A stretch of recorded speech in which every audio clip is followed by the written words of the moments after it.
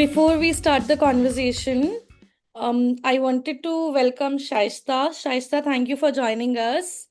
A brief about Shaista. Shaista, um, everything that happens, most of you would have heard of Swades. Everything that happens in and around HR, um, hiring in Swadesh Foundation. Shaista is the one who is the face behind it. She's the one who leads the talent acquisition and development in Swadesh Foundation.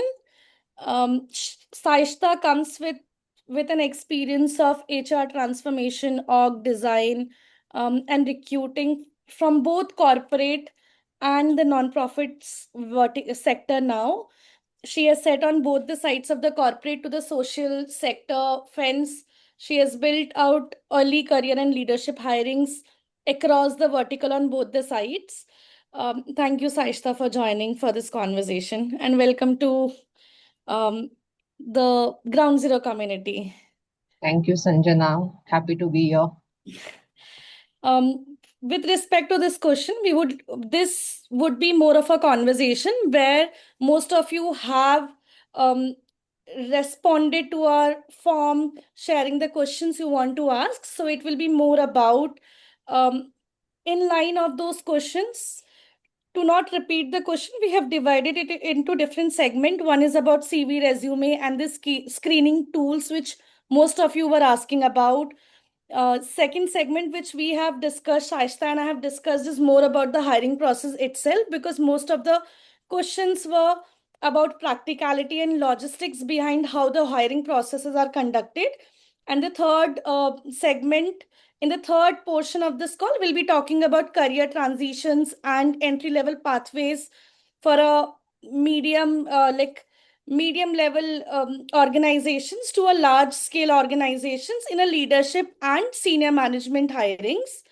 And the last, we'll be talking more about how freshers can also, or young people can also combine their experience of internship and get into the social sector.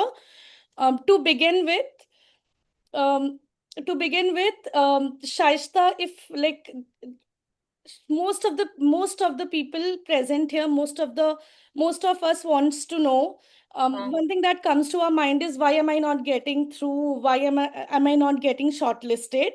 Okay. So with that, um, do you want to help us understand about what are the how does a CV stand out in a sector specific pile of hundreds of CV that come to you? Are there any Correct. AI or ATS tool recruiters often use to shortlist on the first go itself? Okay, so I'll just start with the very basic, uh, as you correctly mentioned, her position, ke liye there are hundreds of CVs that come in, right? And I'm going to give the very basic thing is that the first thing that really the recruiter or the HR person looks at is how big is the CV. If you're anywhere below 5 years of experience, the CV is to be one page. If it's anywhere between 8 plus, it's usually at max 2 pages. Anything above that, वो first चीज होता है that the recruiter turns off. Like no one has time to read 3-4 pages, right? Because you just feel like it's an autobiography, right? And this is very basic that I'm saying, but most people make the mistake here क्योंकि सबको लगता है जितना whatever I've done, let me just put everything in the CV. Right, so कुछ चीजें तो talking point भी होनी चाहिए, right? So you can't put everything in the CV. Second and third basic thing is spelling mistakes and formatting. At least for an HR person, if you have a spelling mistake or your formatting is off, right, that's the first thing that ticks them off because they think you're not serious about what you're trying to find a job.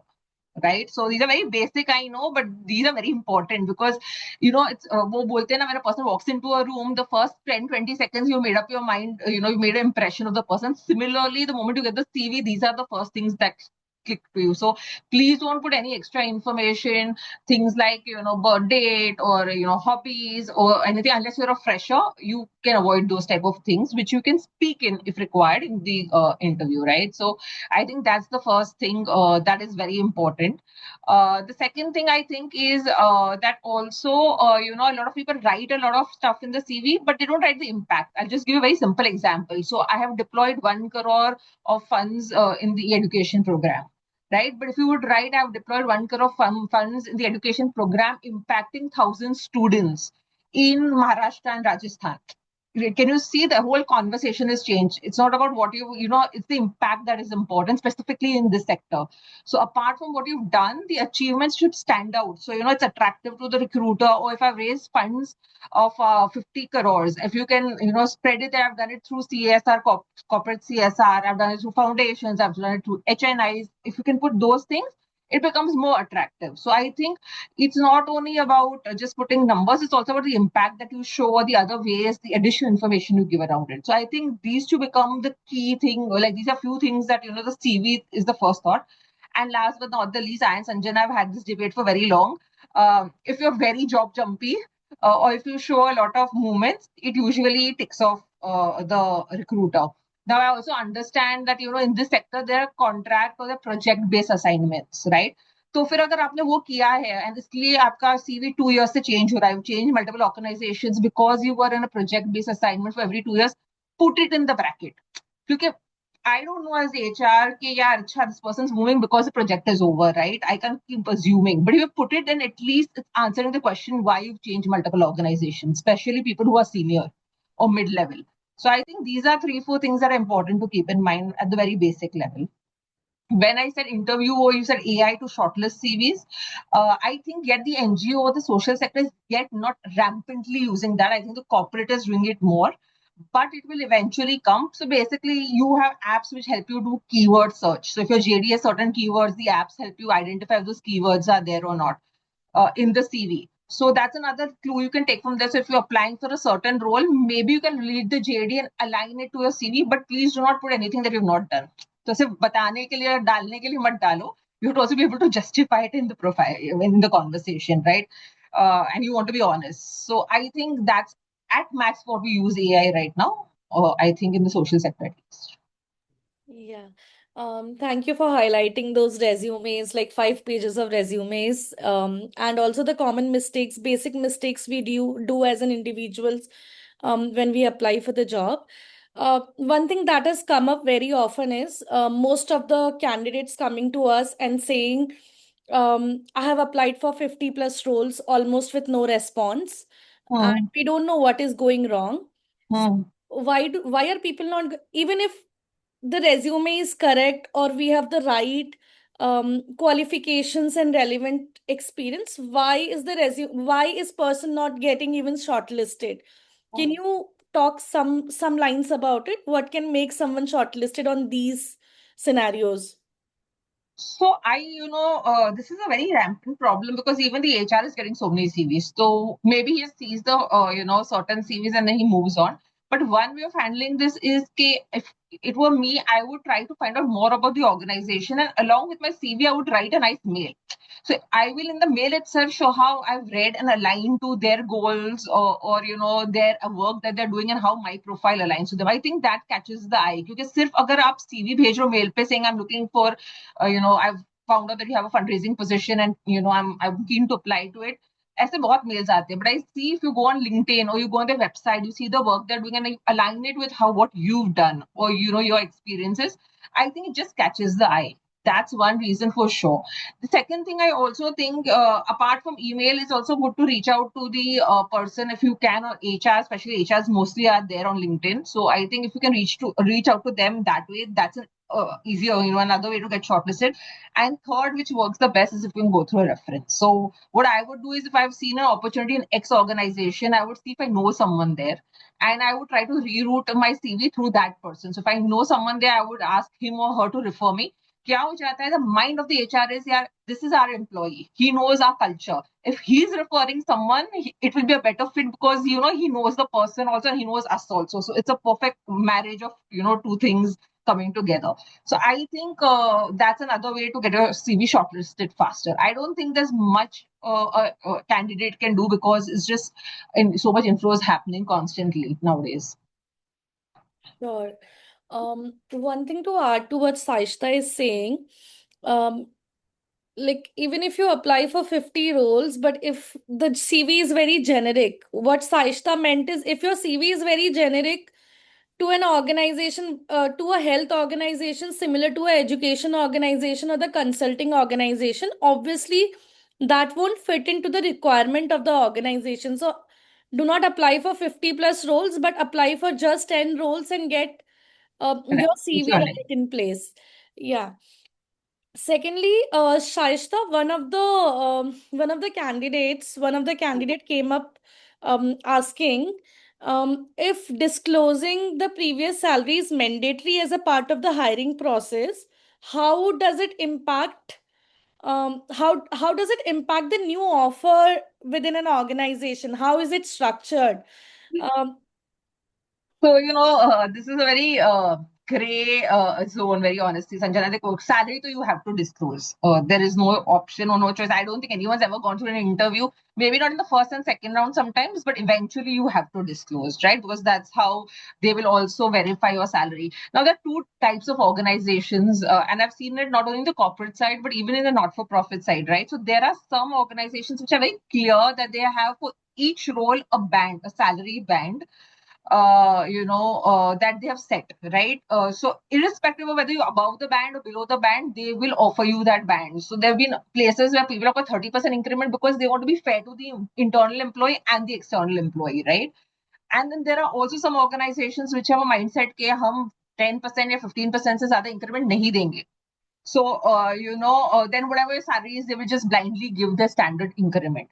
But I think most organizations or NGOs or social sector organizations are also slowly aligning to the thought that we should have a band and everyone should fit in the band. In fact, I've seen organizations that even will say you're too high for us, like, you're more than what we can offer because our band ends at this. And they've actually dropped candidates for that reason or asked candidates if they're willing to come at a lower salary, especially if they're coming from the corporate world, because the corporate world salaries are very different in certain roles, especially sales and all. Right. And then it's a choice that you have to make as a candidate whether you want to take that cut or not. But I think slowly organizations are aligning to the thought कि ये band है and even this candidate has to fit this band. So irrespective of what your salary is, you will get as per the band the compensation. Candidates also come up with a scenario like what we have seen with our partner organization. We do these salary negotiations every single Correct. day. Correct. The range which we are seeing is according to the reports also. If you see Dasra's report and other reports which talks about the increment or the salary benchmark within the organization and the Correct. sector, it's Mm. 17 to 25%. It is Yes. never 30%. Yes. So how, like, what is a minimum ask a candidate should be um asking a recruiter before even going to a zone of a salary negotiation? What is your suggestion on that? So that's a very tough question to answer. I think a 15 to 20% is what is a fair ask because as it is the average of the industry when it comes to increment in everyone's own organization is anywhere between 5 to 8% on an average. Right? There's some obviously who give a little more as well, but on an average we could take 8%. So basically, as a candidate, if I were there, I would think 8% to मुझे अपनी organization में ही मिलने वाला है, right? So I'm going to also move to a new place, learn new things, adjust. So like a 15 to 20% is a minimum, like from what I'm getting in my organization, right? But there is also another way to look at it, which some candidates may be open to, is that is it a larger organization? Is your learning going to be more? Is your exposure going to be more? Then you may be okay even with a 12-15% because you know that my chances of growth are more also. So there are a lot of organizations you stagnated in. But if you go to a larger organization, you can see that okay, there is more to do. So I'll take the bet of, maybe not getting a 20% increment.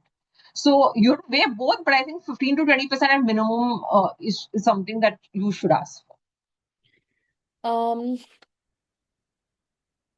that brings us to a situation where most of us right now are looking for a change. We have just got increment from our current organization where we are working. Correct. Our base will be calculated, or say 15 to 20% which you spoke about Right. would be calculated on the incremented salary or the salary which was in March. No, so then obviously it should be on the incremented salary, but maybe because it's earlier in the year, so it'll be 15%. But if you had moved in December, right, or in November when you were closer to the increment, then you can also justify I'm asking for 20% or even more because I'm going to get 8%, which is an average, let's say, in my organization. So I need at least something more. So obviously the timing also matters because even recruiters are smart. उन्हें भी पता है कि you're waiting for your increment and then you are going to look for a job. So they also play the cards that way. right? Also, a lot of organizations, I'm sure you know, if you don't join before a certain date, you're not eligible for the next increment. So Yeah. let's say if I join in December, if I don't ask for 20%, basically mera ye saal ka 8% of this organization is gone. You're going to give me after 18 months the next increment. So you also have to know how to present it. I think, and I shouldn't be saying this being the HR or the recruiter, but because we are here to give some ideas and get candidates to think differently, you have to also be able to present it in that way. Okay. Um, would you HRs like you or me, we go back to the candidate and say, you have just got an increment, we cannot give you more than 8 to 15%, or say your salary is 11, we can only give you up to 12. Correct. How does a candidate deal with situations like these? Salary is 11 and we give you 12, so it's almost 10% on the increment, mathematically, right? So, like I said, Sanjana, that's why it's also important to reveal your salary in the first round and have a candid conversation. Like, honestly, I'll give you my own experience.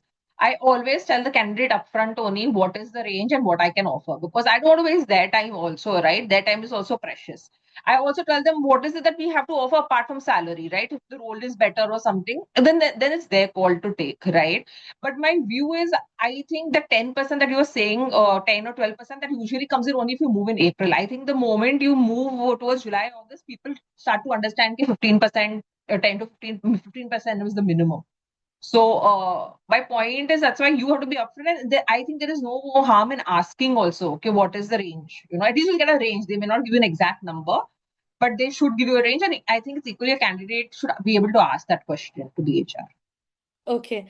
Um, One thing which is coming up again and again, and this is a question which is being asked by three or more than three people who have joined us here. Hmm. Most of the organizations, for example, organization in Maharashtra are only looking for people who are working in Mumbai or Pune. People working in Chennai, organizations working in Chennai are only looking for people from Chennai.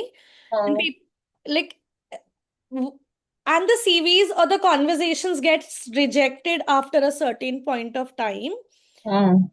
How does a candidate from a small town, on I won't say even a small town, but a candidate who have is right now working in Bhopal or like right now working in Lucknow with some Hmm. other organization, deal with situations like these, because they also want a good career growth in another organizations in a new city. Hello, ma'am. Go ahead, Okay. Hello. Shaista.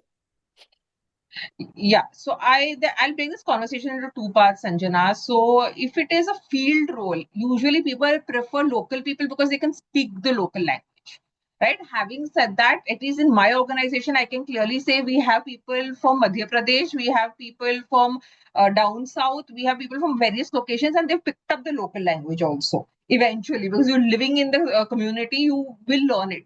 But how many, like, it's not like a ready go cutter, like you cookie cutter fit, right? You employ the person starts working, because pehle to language samajhna, and we have to also understand cultures are very different within Maharashtra. Also the cultures are very different. If you I've just experienced Nasik and Raigad, that's also very different, right? So people usually prefer local people, at least if they can speak the local language, right? So for field staff, that is one of the reasons that people don't hire people from other states. Though it can work, but there are a lot of roadblocks, right?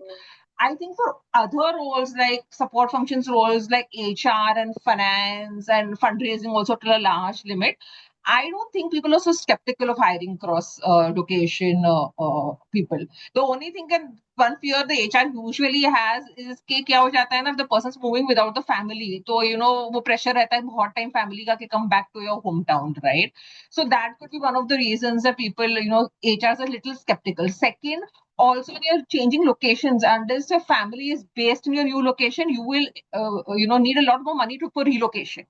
Like if I'm moving from a city to Mumbai, right? Any city, like even if it's a major city like Chennai, the relocation cost could be high, the cost of living could be different.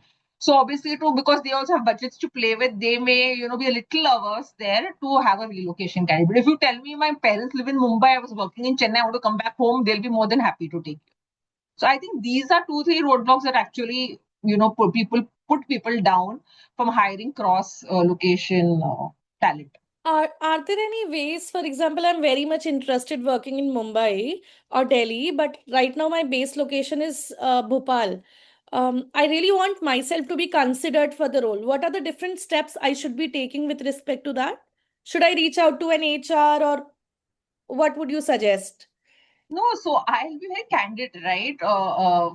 If your CV doesn't get shortlisted, it's a different thing. But if your CV does get shortlisted, most candidates I have interviewed, they've told me, but ma'am, it's relocation, so we need a higher increment.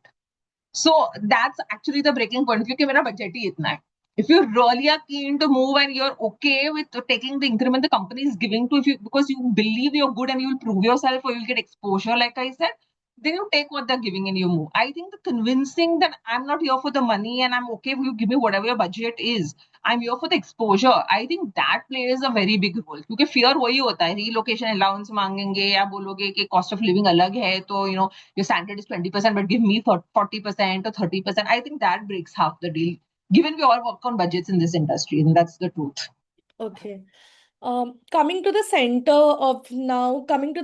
of the hiring process, we spoke about kind of resumes a recruiter looks at, or initially only, like you said, the salaries are also discussed. Say this is the range, etc. Are you comfortable with the candidate? When we go one step, say my resume is shortlisted, I'm okay with the salary range the organization is providing. Mm. Um, and now I'm in a situation, like I'm in a step where I have to do an assignment or have to give a technical round of interview. Mm. What are the things I should be preparing for? One is the technical skill if I'm in a functional role, but what are the other things a HR or a program team looks at within a candidate? I think Sanjana, in this industry or in the social sector, right? Because I've done corporate executive search for 14 years of my life. I think the biggest difference is passion.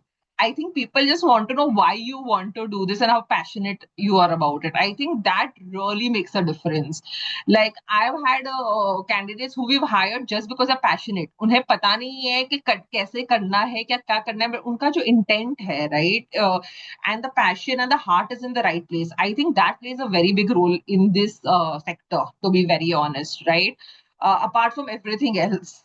So, you and I can show you some people who are really technically sound, but the passion is not there, right? And then you're wondering if this is a job for them or this is, something that they want to do to create an impact. I think that actually differentiates a lot of candidates. Like, I don't know how to put it in words, but for people who understand, there's a vibe that you give, right? Your vibe needs to come that way. I think positive vibe and the passionate vibe needs to come out. I think that plays a very important role. Okay. And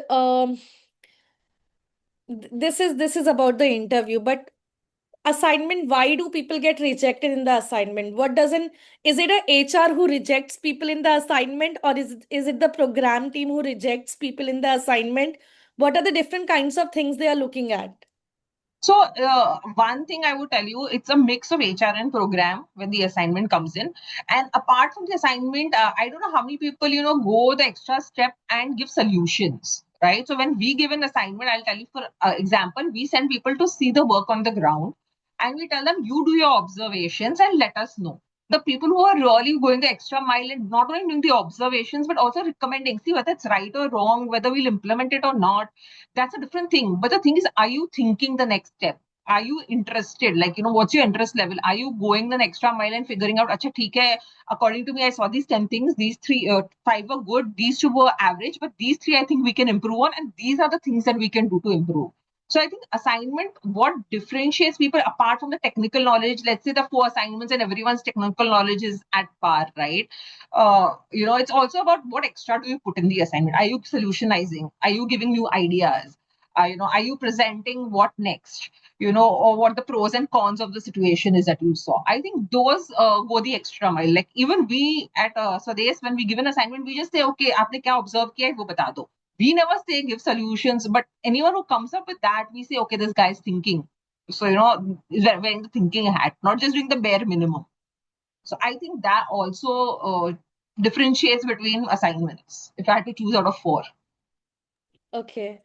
Um, like most of the people get a reply saying the assignment is all AI generated. What would you suggest people in this scenario? Like, because everyone is using AI these days, what bits and pieces of the assignment should be AI generated or it should not be an AI generated? I always tell people, and I tell my own team also, for anything that you're not doing, forget your assignment. Use AI only to help you improve what you've done, and don't use AI to make the thing for you. Like, I can understand, like, especially with languages, right? Some people's languages may not be very, when it comes to writing, they may not be very clear or articulate, right? So I understand, right? So then you write what you want and you take AI's help to make it articulate, to make it precise, to make it to the point. That's okay. Also, the second thing I've realized is that people put things on AI and they never reread it. Means even I put my data on AI, please read it. AI doesn't sometimes get your context. I'll give a very simple example. We write serial number, SR number, right? And I once put a table in AI and I told it to translate it to another language. Instead of catching a serial number, it caught it as nahi, means no, no, because AI couldn't read it. Imagine, you do something like this and you send out a mail or an assignment. So use AI, but use it smartly. Use it for the right thing. I think that's important. Sure. Um, Thank you. Um, there were two, three questions around candidates or individuals who have done and worked in different vertical. One candidate has specifically asked about um, one candidate specifically has asked about I have done fundraising and program management both. Right now, if I'm applying, see, I'm applying for fundraising job. They say you have not done full-fledged fundraising. When I apply for a program management role, program management people say you have a mixed of experience and I get rejected. Similarly, one person has asked, the person has done data analysis plus program management. And Hmm. now, if they apply for a monitoring and evaluation role, they are eventually getting rejected. Hmm. Program management people say, oh, you don't have a implementation on ground. So Hmm. how do candidates use their experience and navigate the right function for them in the long run? Dekho, this is a tough question to answer, but I'll just give you, if you have time, like on your hand as a candidate, and you eventually have a goal, like the first example I'll take, you've done program management to implementation, or आपका goal है fundraising तक पहुंचना. If you have enough time, the smart thing to do it is navigate a path.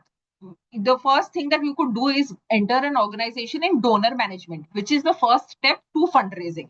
क्योंकि यार donor management team खुशी से आपको ले लेंगे क्योंकि आप प्रोग्राम समझते हो इम्प्लीमेंटेशन समझते हो you can answer questions to donors may be not as good as a pure pay fundraiser can क्योंकि he has never implemented so he doesn't know the nuances of the program. So maybe if I wanted to be a fundraiser, I would check what is a mid path between program and fundraising, which would most probably be donor management in most cases. I would go for that role and then slowly transition into a fundraising role. Because then when you go for a fundraising role, you can say, मैंने donor manage किया है, many renewals किए हैं, I know how to make proposals. That's the next step, right? I've done stakeholder management. So one way, the smart way, if you have time, is you navigate your career in a way that you grow step by step.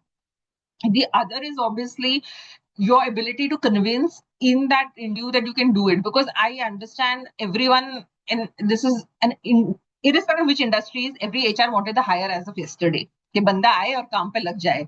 हर बंदे को वही चाहिए, HR को भी और program team को भी, and everyone. So they usually will not want to risk hiring someone who is not ready, hitting the ground running, right? So that is a tough thing. But then another thing is you upskill yourself. Can you do some courses, or can you do in your current organization some part of the role that you want to be in as an extra project or a special project? Can you go and ask your manager or whoever the HOD or the CEO is के मैं कर रहा हूँ implementation of program पर मुझे करना है donor management or fundraising. Can I do it apart from my normal to dos or KRAs just to hone my skill? You should take those opportunities. कोई मना नहीं करेगा अगर आप fundraising करोगे, extra का पैसा आ रहा है, no one's going to say no. But that means extra effort and extra work at your end. If you want to go around that path, then that's the other way to do it. Sure. Um,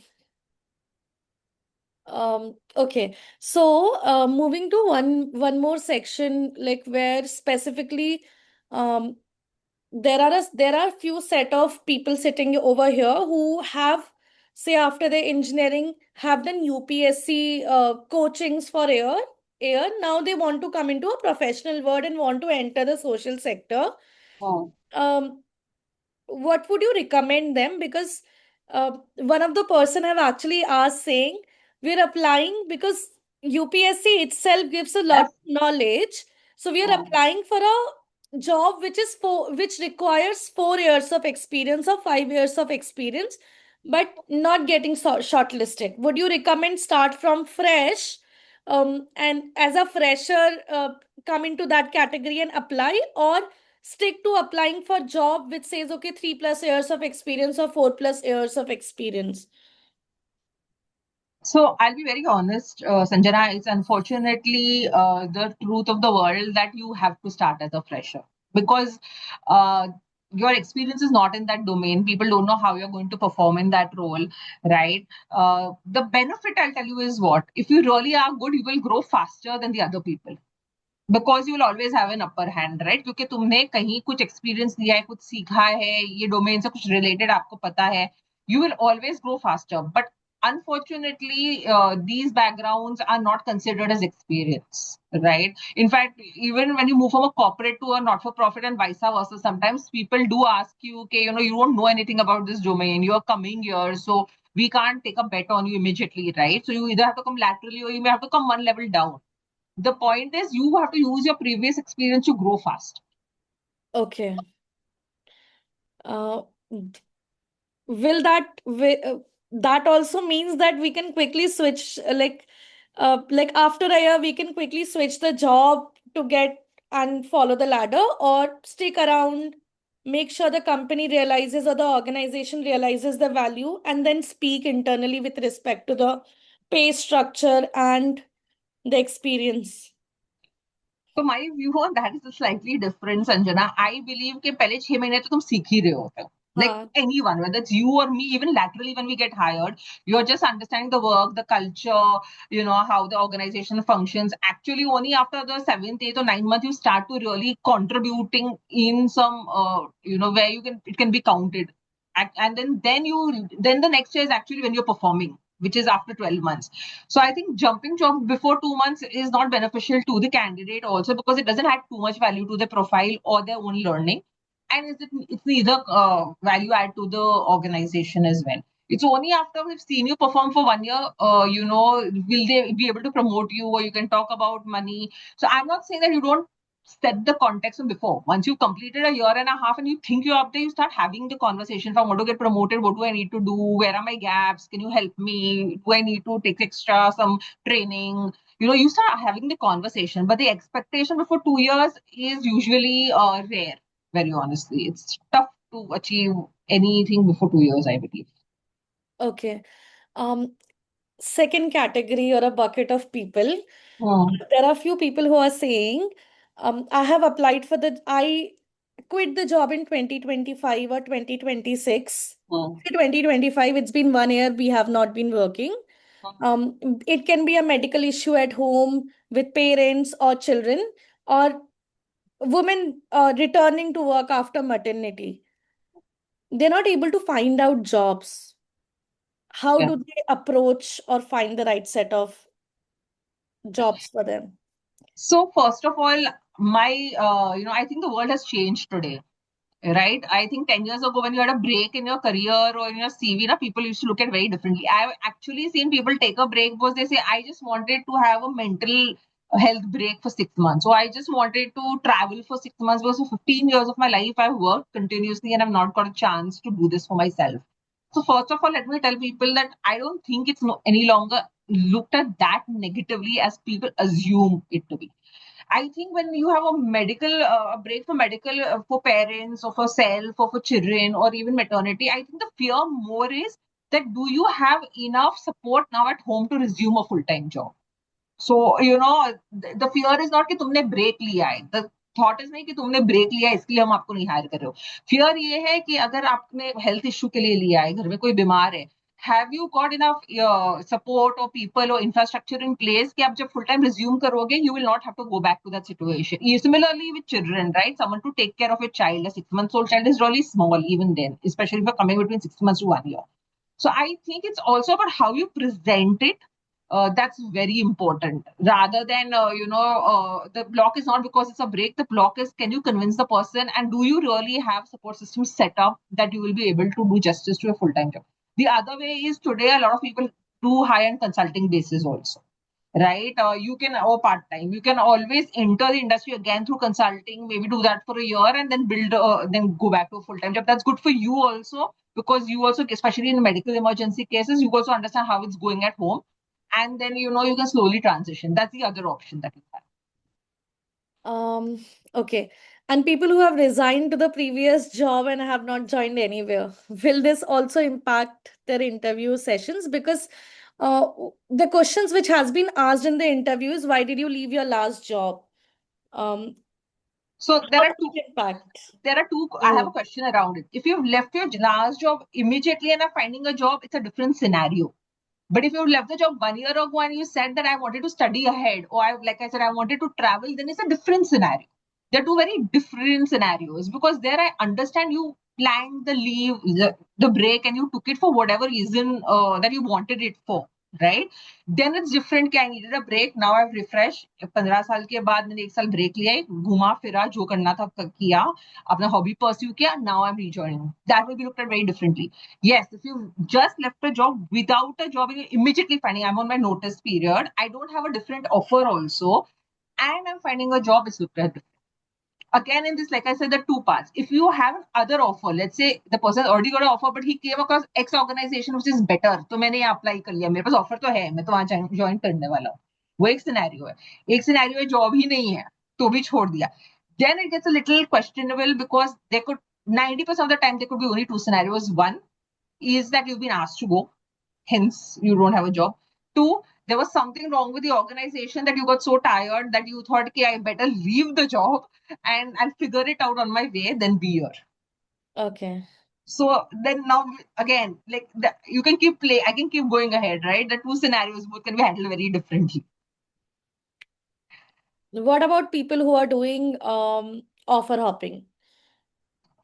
Does organizations like ours or any organization in the sector blacklist them?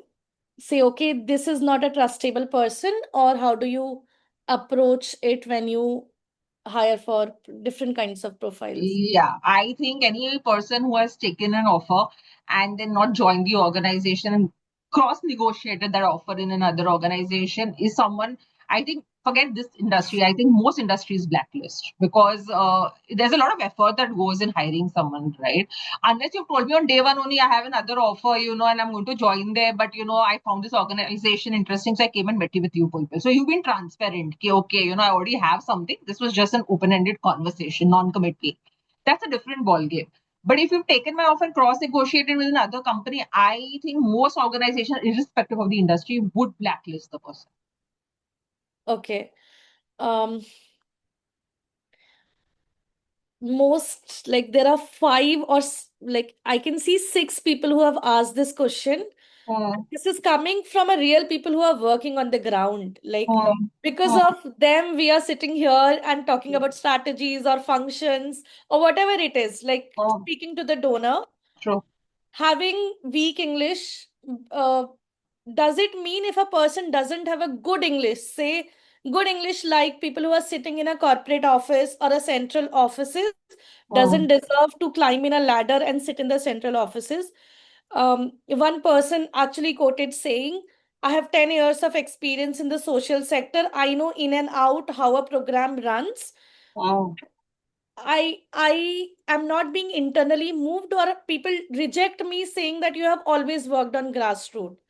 How do I navigate situations like this? So I firstly don't believe that if you don't know English, that you cannot get promoted. Yeah, you cannot move up the ladder.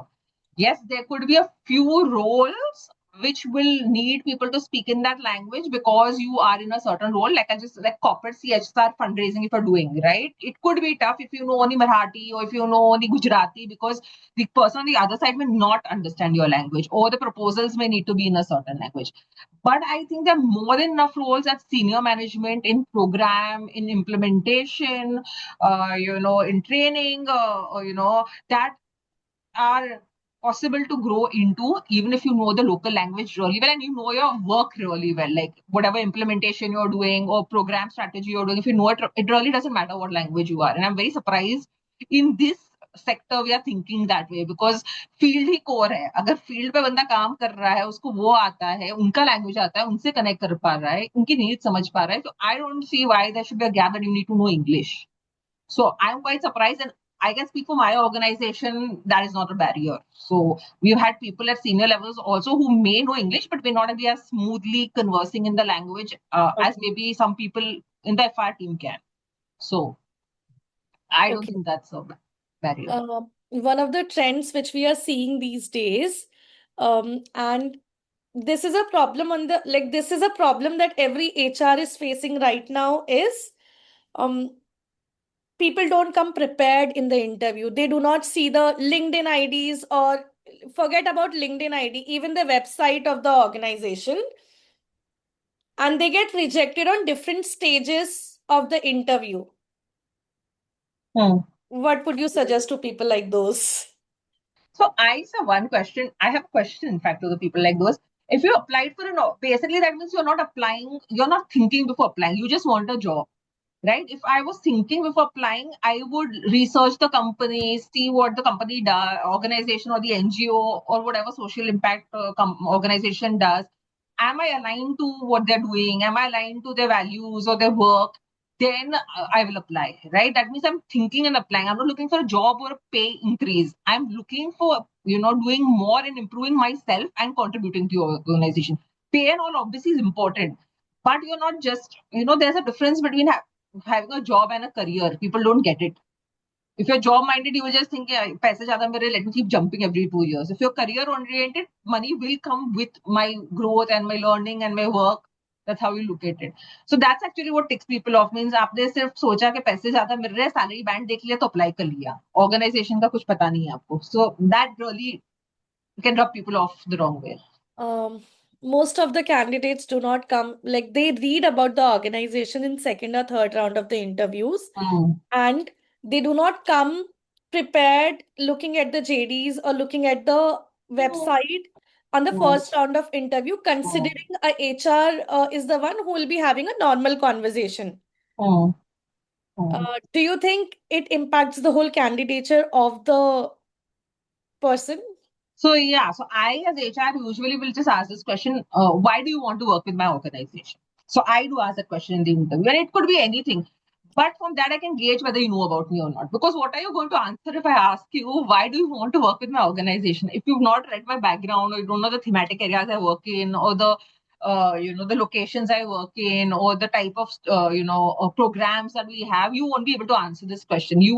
Maybe you will answer something, but from your answer, I'll be able to understand that it's very generic and it's just, made up on the spot. You don't have any background, right? And then I know that you're here maybe just because you don't like your old organization, or you want more money, or you just want a better designation, but you're not actually interested in contributing to the larger cause. So Okay. So that is the reason most of the rejections happen on the first round of interviews as well, right? Even if you are very qualified yeah, technically. yeah. Okay. Um, Things which are coming up again and again, the difference between a remote job and a hybrid job. Can hybrid job be converted into a remote job after having the final round of conversation? Has that happened in any interviews you have taken so far? With us, it's not happened, to be fair, because also, like, we are an implementing organization. So more than 75% of our staff is on the field, so it cannot be remote. We are hands-on implementing as an organization, right? And remote jobs can, I think, be maybe some support functions can be remote jobs. I feel like, maybe HR at a certain level, if you're doing specifically only recruitment or something like that. But I've very rarely seen any too many remote jobs in this industry, unless they're doing online. their work is completely online, then it's a different thing. But if you are an implementing organization, it's very tough, I think. Okay. If the organization is listed saying this is a hybrid job, Hmm. I'm looking for a remote job. Hmm. Should I like should I and I highly qualify onto the skills. Should I do all the rounds of interview and then tell that I cannot relocate? Will they be like the question is, will they be able to understand what the situation I have, or will they change the policy for me? So first of all, I think that's rare that anyone will change the policy for anyone. Secondly, आप अपना time भी waste कर रहे हो, उनका time भी waste कर रहे हो. Thirdly, I think in the first round only you should say maybe you can't do a hybrid job, but maybe you can, like, there's a one suggestion that Travel. we got from someone is for the first 3 to 6 months I will do it on ground Okay. or I will come to office. But once I get a grasp of it, because it's a support function, can I do it from home? So, Okay. you have the conversation. It gives them also time to think. कि ठीक है, and you being transparent. Like some people may just take it very wrongly कि 3 round किया, time waste किया, CEO ने भी interview कर लिया, आप बोल रहे हो remote चाहिए. You don't know what you want. So might as well bring it up front in the first round and let them take a call whether they want. If they've liked you, they may do something. But making it after the third round is rare. Okay. Um, are there assessment tools within the organization when a candidate applies uh, to the senior or a leadership role? Do you have an indicator defined before the interview, or is it like, okay, if a person is if Shaista is taking an interview of Sanjana, she, Hmm. based on her notes, is what it is decided, or there are specific indicators that reduces the biasness within the process? So I can tell you something that we've recently done, and I had attended an HR conference, and I think a couple of other NGOs are thinking on those lines. I think one or two have also implemented it. So we've basically identified something called competencies, okay, which are required at various roles and various levels. The competencies could be very different.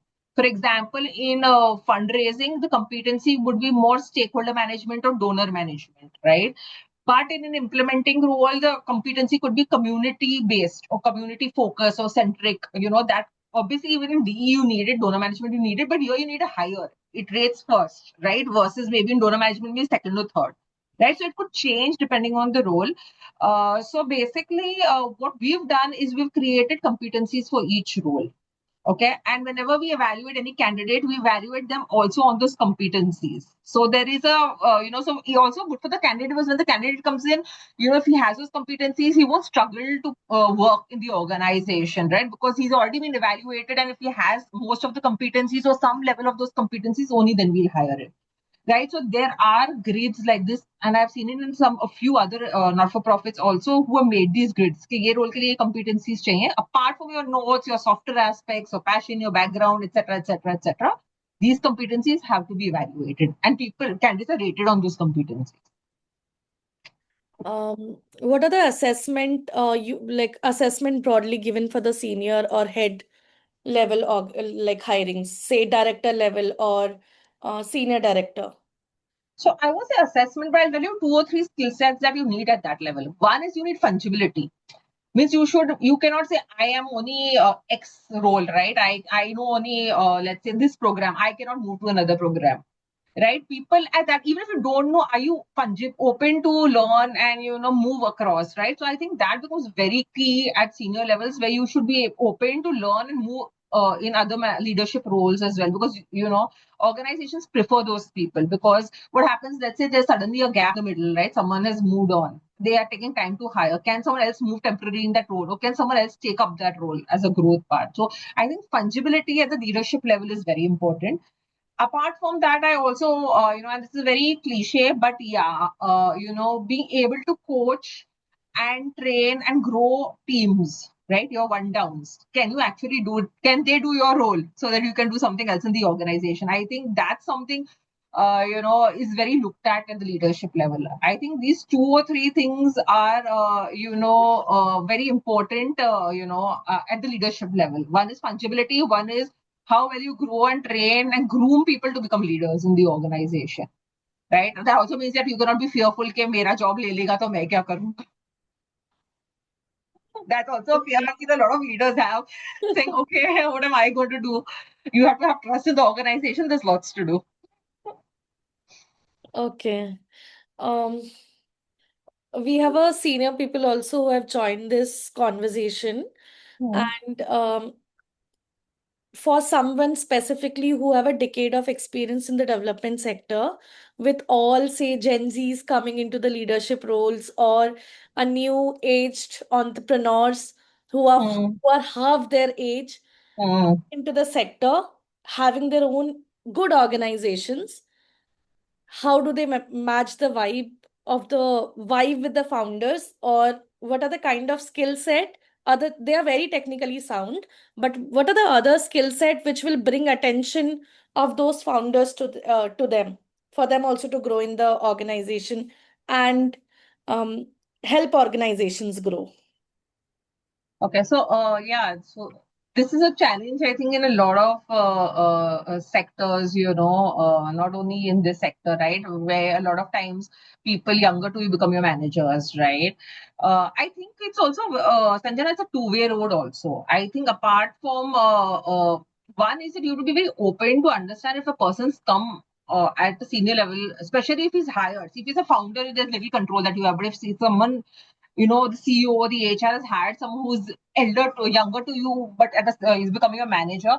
There is something that they've seen in that person, so you have to trust the judgment of the organization. Also, he will bring something to the table that you may not have, right? And secondly, the person coming in also plays a very important role to understand that this person's been here for 10 years. The technical understanding is not strong. Hai. I may have my own strengths, but I have to also learn from him. So I think it is a two-way road, first of all. So I will not always say that the one down has to always, adjust or look up. But I think it works both ways. Secondly, I think we as people, what we can do is maybe we need to become a little more technically savvy. Like you spoke about AI in the starting, AI can also be used for very good things. But the thing is that some of us have so many roadblocks कि हमें नहीं करना है. हम ये इसी तरह से कर रहे थे तो हम इसी तरह से ही करेंगे. We don't want to challenge the status quo. So I think one is upgrading yourself technically on what can be done and how technology can help us make our work easier. Two is also being open to it's necessary to be open to change, to challenge the status quo. Just because we're running the program as this level, that doesn't mean we have to always run it at this way only. There could be something that's upgraded now, right? We need to learn that. So I think the people who are elder, I think, and the managers are younger, I think they need to be open to these two, three things and sit with an open mind. And they Okay. need to work as colleagues, I feel. Okay. Got it. We have 5 more minutes, but we'll finish in another 10 minutes. These Okay. are a few questions which has came up on a regular conversations with the candidates. Also, these are the ones which has been asked by all of us today. Mm, I'll take few questions from the chat box, which are also very important as the conversation grows. mm, One of Rishi has asked, as an anthropology postgraduate after struggling with various government exams similar to UPSC, right? mm, Um, Rishi wants to join the social sector. mm. He has a background in field research and short-term course study in public policy. How can Rishi join the sector, or people like Rishi join the sector? Mm. So, first of all, I think if I got it correctly, you said he's done some research work also, and he has a degree in anthropology, which basically is something to do with study with the human body and things like that, right? So, the smart thing is to see where your research and degree aligns. If I were him, I would focus on NGOs which are working in some aligned sector to that. So, I don't know whether depending on what research is, and should he look at some organizations focusing only on health, right? Because he has a degree which could align to some people who, working in health. At least they'll see some value in the degree, right? If he's done some research work, then does he need to join, maybe not, they're not NGOs, but there are a lot of IITs and other, education institutes which run their own cells where they do a lot of research and they get a lot of funding to do research work, right? Which is social in nature. right? So if he's done research in that, and with his degree, can he move into that segment? So the thing is, in this thing is basically you need to see what experience you have and how you can leverage that and find organizations which have some overlapping or who believe that your previous degree or your experience can add some value to them. I think that's a better way to try to enter this sector. Sure. Taking Malika's question over here, then, um, what Malika is asking is how to get hired as a fresher who has recently completed masters or bachelors. Since practically in industry differs from someone who has studied in college. Any tips, opinions? How can a fresher enter a good job in a social sector?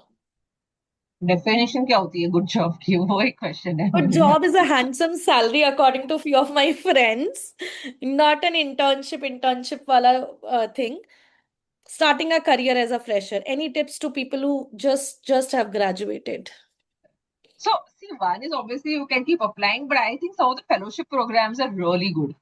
So, and they are, they're easier. Not, I was easier, but they do take a lot of freshers. Most of the fellowship programs take freshers only. So there is a Teach for India fellowship program. There is the Gandhi fellowship, and I think once you come out from those, the type of experience that you carry is really valued in the industry. Even in the, at least I can say for implementing organizations, and they also have an outplacement program. So I don't know whether you know, but when they pass out, Gandhi Fellows, they have a team which helps them get permanent jobs in other NGOs, right? So if you are really up for it, I think some of these fellowships are really good. You should apply to them.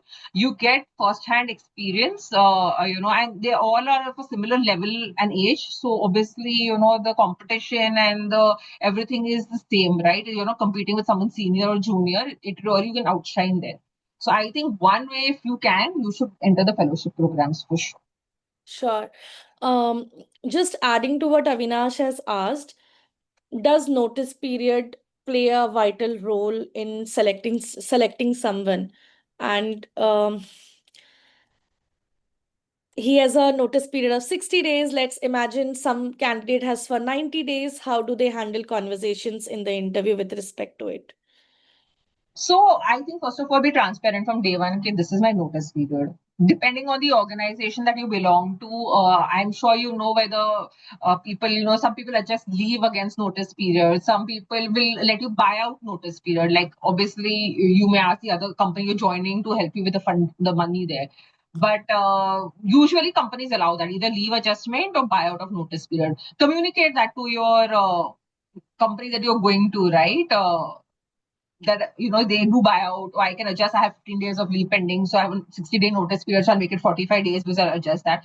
It does make an impact, but the impact if you're a good candidate is very small. Let me tell you, because as it is, if he tries to find another candidate, it's going to take first source the CV, meet, interview, उतना ही time लगने वाला है जितना शायद आपको offer letter देके time लगने वाला है. So it is not a very big deterrent. It may play on the mind, but it's very small in that aspect. But if you can do these things like buyout and adjust leave, obviously the new organization will be happy about it. So you need to figure these things out in your organizations whether they are allowed.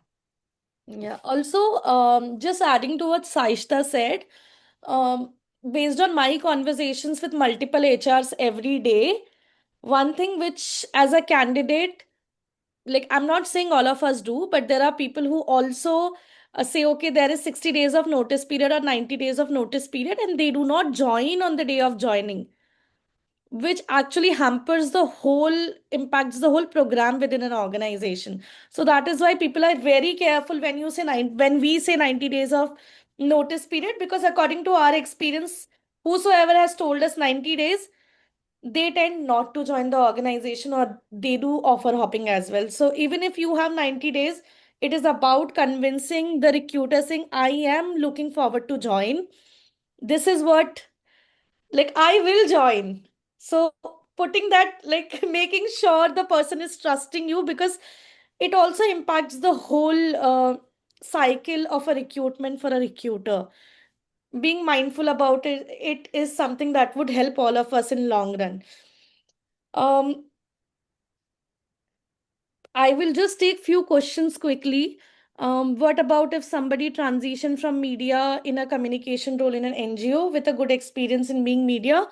Most of the organizations are looking at, because that is a functional role within different non-profit organizations. Communication, you could start with, say, doing one or two projects with a non-profit organization to say that, okay, I have a clear understanding now how a organization in a social sector works. So now I want to transition fully. So that would also give a roadmap to it. Saishta, anything you want to add to this? No, I No? mean, think I would have answered the same question. Okay. Rana has reposted it again. What could be the stepping stone for at IT admin, 3 years postgrad in public policy, an M&E role? What could be the career pathways? So M&E, let me tell you, I have very rarely seen anyone move directly into an M&E role without any background, unless you're from, done statistics and things like that. It's very tough to crack through an M&E role. Let me be very obvious or upfront about it.